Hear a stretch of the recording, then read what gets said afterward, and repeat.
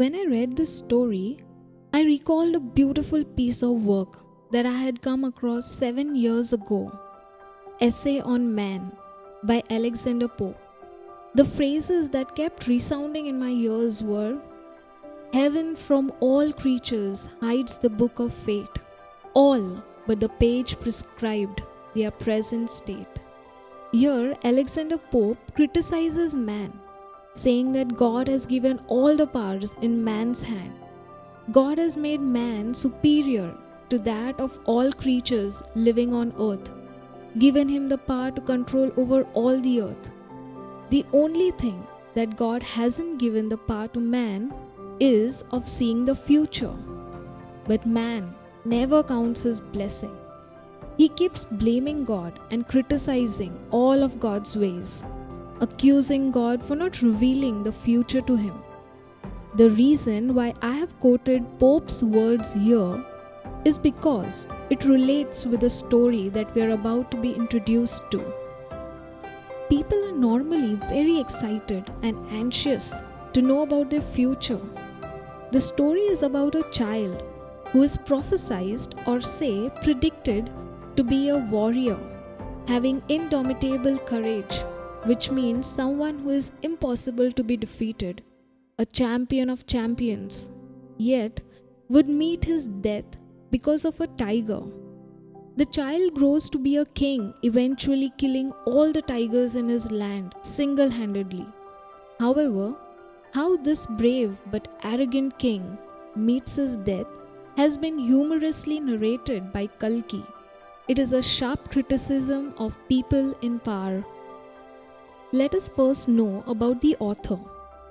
Ramaswamy Iyer Krishnamurthy, known by his pen name Kalki, was a Tamil writer, journalist, poet, critic, and Indian independence activist. Kalki's life was short. He died at the age of 55, but he ran the longest literary road. He is known for his witty writings, which were a comment on human nature in general. His writings include over 120 short stories, 10 novellas, 5 novels, 3 historical romances, editorial and political writings, and hundreds of film and music reviews. He won the Sahitya Akademi Award posthumously in 1956. He died at the age of 55 from tuberculosis. The Maharaja of Pratibandhapuram is known by many names, but is often called the Tiger King. His myth continues to fascinate people. When he was born, the astrologers foretold that he would grow up to be a warrior of warriors and hero of heroes, but one day he would have to meet his death. At that very moment, a miracle took place. The baby prince, who was only 10 days old, began to speak aloud, clearly, and started questioning the astrologers. The prince first said that it was a commonly known truth that anyone who took birth in this world had to die one day, and no predictions were needed in that matter. He only wanted to know the manner of his death. The chief astrologer told him that because he was born in the hour of the bull, which means the zodiac sign of Taurus, and it is said that the bull and the tiger were natural enemies, so his death would come from the tiger. The child was not even scared. In fact, he warned the tigers to be on their guard and beware of him. The crown prince grew taller and stronger day by day. His childhood was uneventful as compared to his birth. He was crowned the king at the age of 20. The astrologer's prediction slowly reached his ears.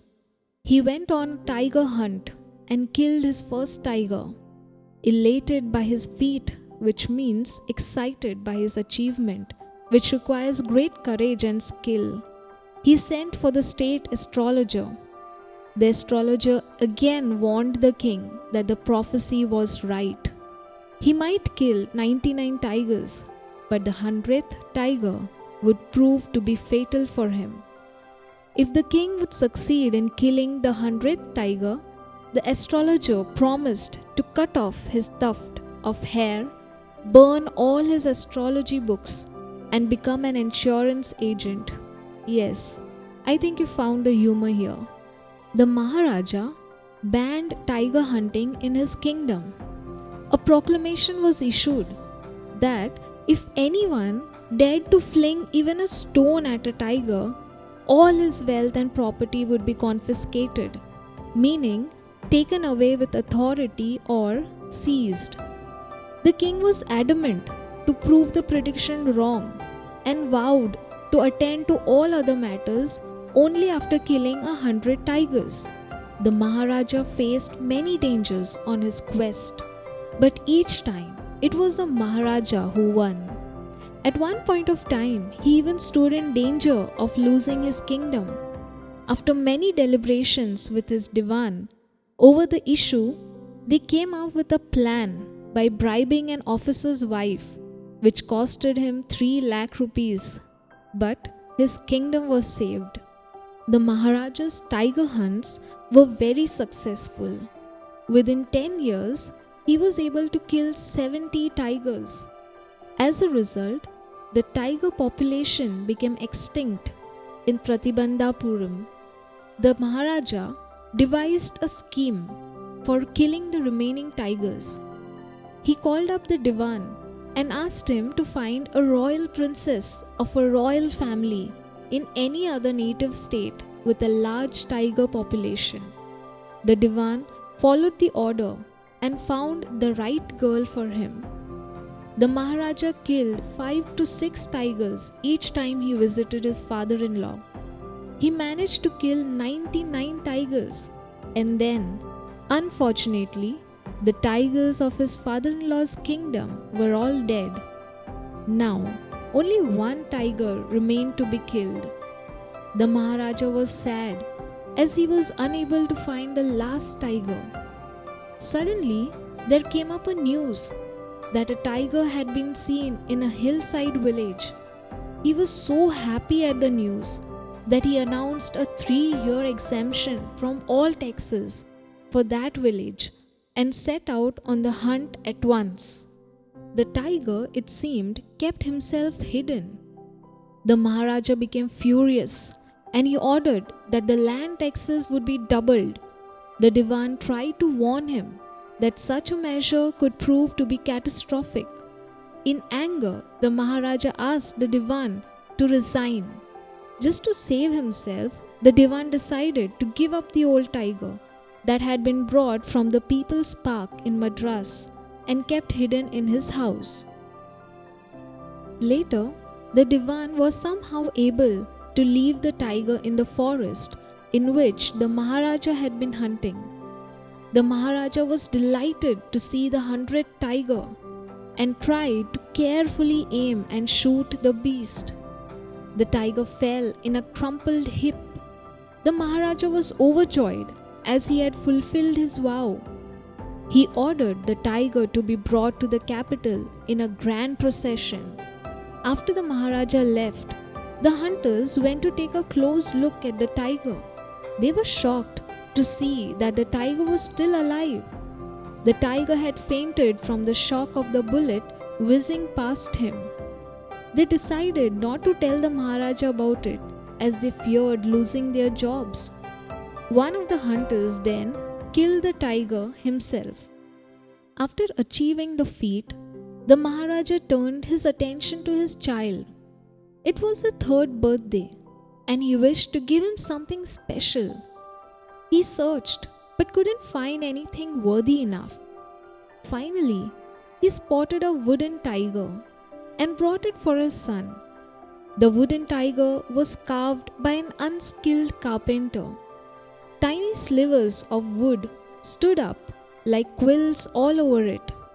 One of the slivers pierced the Maharaja's right hand while he was playing with his son. He didn't mind it and pulled it out. The next day, infection spread in his hand. In 4 days, it developed into a festering sore, which spread all over his arm.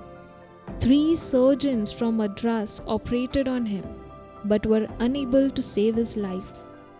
Thus, the 100th tiger took its revenge. This story highlights the arrogance of people in power. It also shows how people indulge in sycophancy to please those in power, which means a behavior of praising someone who is in power only to gain attention or advantage. Animals and birds are as such part of nature as human beings.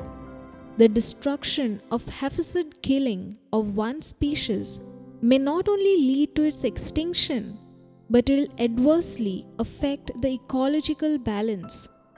Those animals which serve as food for the wild animals, if the beast of prey is wiped out, each species, howsoever fierce, deadly, ferocious, or poisonous, has its role in maintaining ecological balance in nature.